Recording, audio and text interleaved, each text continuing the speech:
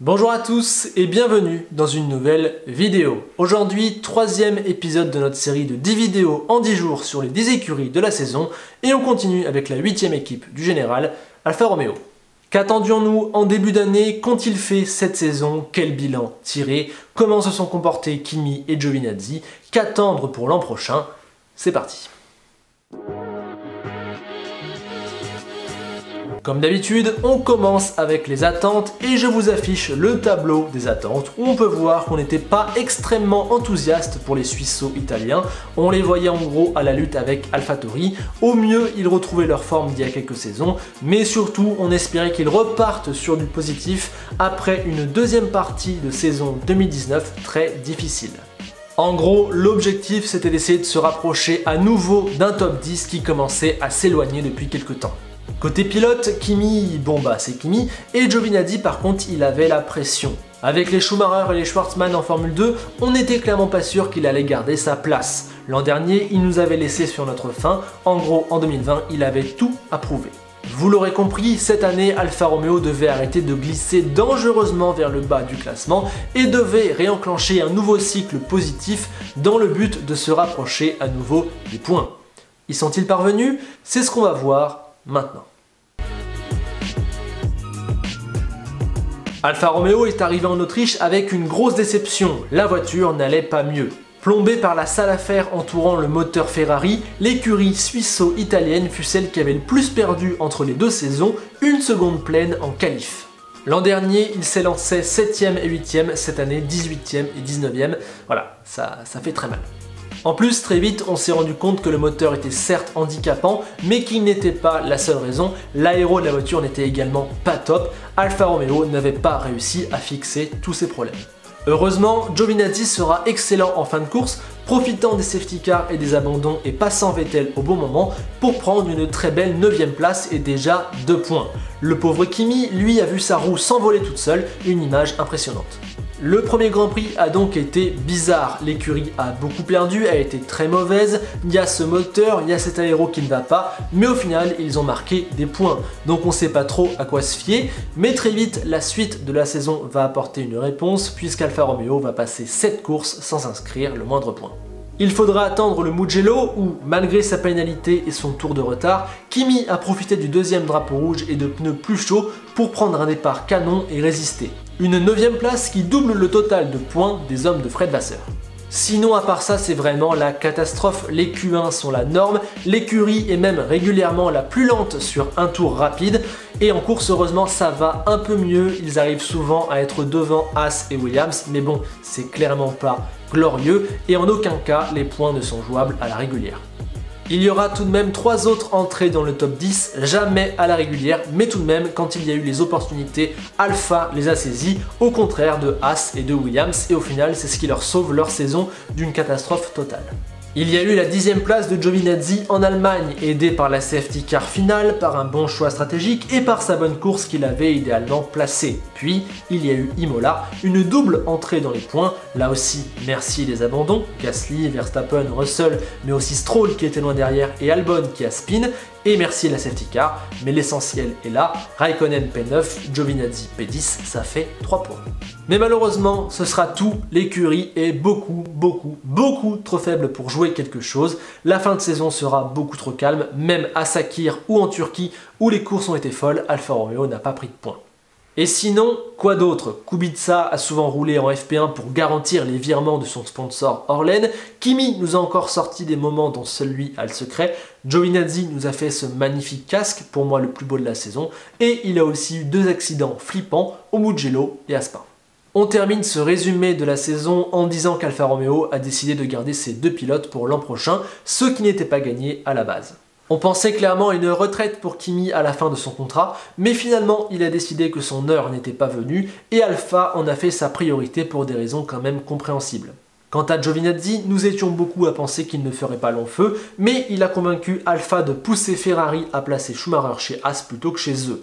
L'Italien attaquera sa 3e saison complète l'an prochain. Mais du coup, quel bilan tirer de cette saison 2020? Si on reprend le tableau du début de vidéo, on peut voir que c'est un raté total. Alfa Romeo s'est complètement foiré, ils étaient censés se battre avec AlphaTauri et remonter proche des points, il n'en fut absolument rien. Les seuls petits points sont au nombre de 8 et ce sont des petits miracles. Il y a un écart de 99 unités avec la 7ème place, c'est clairement la catastrophe. La seule chose qu'ils ont sauvé, c'est le fait de ne pas être dernier. Après une belle montée en puissance, 5 points en 2017, 48 en 2018, 57 l'an dernier, Alfa Romeo a à nouveau chuté très bas, retour quelques saisons en arrière, mais si on se penche plus dans le détail, en fait c'est totalement dans la continuité de la fin de saison dernière, où si on exclut le Grand Prix du Brésil et qu'on prend les 9 derniers Grands Prix, Alfa Romeo n'avait marqué que 3 points. Donc en fait voilà, en 2020, ils n'ont pas réussi à arrêter la glissade entamée fin 2019. La situation devient même un peu préoccupante, pas sûr qu'Alfa Romeo et Sauber décident de continuer super longtemps quand on voit la situation actuelle. Et ok, il y a le problème du moteur, mais il y a aussi d'autres problèmes avec la voiture en elle-même. Bref, c'est clairement pas la joie. La saison d'Alfa Romeo vaudra un C, j'ai failli leur mettre D, mais je leur en épargne car ils ont été plutôt pros, ils ont montré des pistes de réflexion et la voiture a un peu progressé, contrairement à As qui est la D car c'est totalement catastrophique, il n'y a rien à sauver. Est-ce que c'est votre avis aussi? Auriez-vous mis plutôt D à Alfa Romeo? Dites-moi dans les commentaires. Passons aux pilotes désormais, ont-ils tenu leurs objectifs? Kimi a bel et bien fait du Kimi, même si peut-être il a été un ton en dessous de ce qu'on pouvait espérer, il n'a pas totalement tiré l'équipe vers le haut. Mais tout de même, il arrivait à très bien finir les courses, de nombreuses fois c'était lui qui était en position de prendre les points si ça se foirait devant. Dernier point sur Kimi, on l'a senti un peu saoulé et parfois démotivé par le piètre niveau de la voiture, et on comprend, même si forcément ça a un peu affecté ses performances à quelques moments de la saison. Quant à Giovinazzi, eh bien j'ai trouvé qu'il a réellement progressé cette année. Alors oui, c'est pas dingue, mais tout de même il a conservé sa place, ce qui n'est pas anodin. Et je trouve qu'il s'est rapproché de Kimi, voire même qu'il a été devant dans pas mal de domaines. Je vous affiche le tableau de comparaison entre les deux pilotes. Vous pouvez voir qu'en gros c'est du 60-40 à l'avantage de Kimi. Kimi est devant, mais Antonio a plutôt bien tenu le duel. Et par moments sur la saison, c'était lui le meilleur pilote d'Alpha. Donc clairement, il y a de la progression. L'an prochain ressemble tout de même à un espèce d'ultimatum, il ne nous a pas encore totalement convaincus ni transcendés, et s'il a réussi à se débarrasser de Mick Schumacher, il y a toujours Callum Ilott ou Robert Schwartzman qui traînent en Formule 2, donc va falloir se méfier. Giovinazzi est encore sur la sellette l'an prochain et on en voudra encore plus. Qu'attendre d'Alfa Romeo en 2021? Eh bien j'ai envie de dire que c'est plutôt simple, il va enfin falloir réussir à stopper cette descente aux enfers qui dure depuis 1 an et demi et dont on parle depuis le début de vidéo. L'éventuel nouveau moteur Ferrari et les réductions aéro devraient les aider, mais il y a d'autres points où du travail sera nécessaire. Les hommes de Fred Vasseur doivent trouver des réponses aux problèmes qui les rongent, cela devient de plus en plus urgent.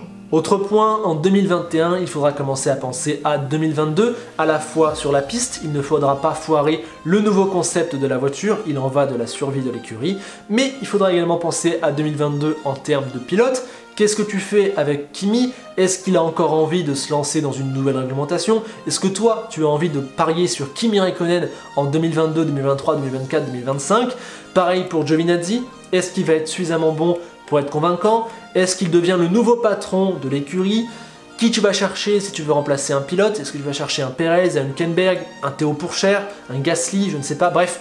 Beaucoup de questions, à la fois sur le nouveau concept, il ne faut pas se foirer, il en va de la survie de l'équipe, et sur le nom des deux pilotes pour 2022, Alfa Romeo a des choix très importants à faire. En 2021, il faut des réponses aux problèmes rencontrés sur la piste et clarifier la situation à plus long terme. Et vous, qu'avez-vous pensé de la saison d'Alfa Romeo? Vaut-elle mieux que le C que je lui ai attribué? Qu'avez-vous pensé de Kimi? Qu'avez-vous pensé de Giovinazzi? Quel choix feriez-vous pour l'an prochain? Comment voyez-vous l'avenir de l'écurie? La parole vous revient désormais dans les commentaires. Bien, c'est ainsi que va s'achever la 3e vidéo de ces 10 bilans en 10 jours. J'espère qu'elle vous aura plu. Si c'est le cas, pensez au like et à l'abonnement, comme d'habitude. Allez, c'est déjà l'heure de se quitter, le marathon des bilans de fin de saison continue. On se retrouve déjà demain pour parler d'AlphaTauri. Enfin, on aura du positif à dire sur une écurie. D'ici là, portez-vous bien et on se quitte avec Enzo Ferrari qui nous dit que si tu veux gagner en Formule 1, à bientôt.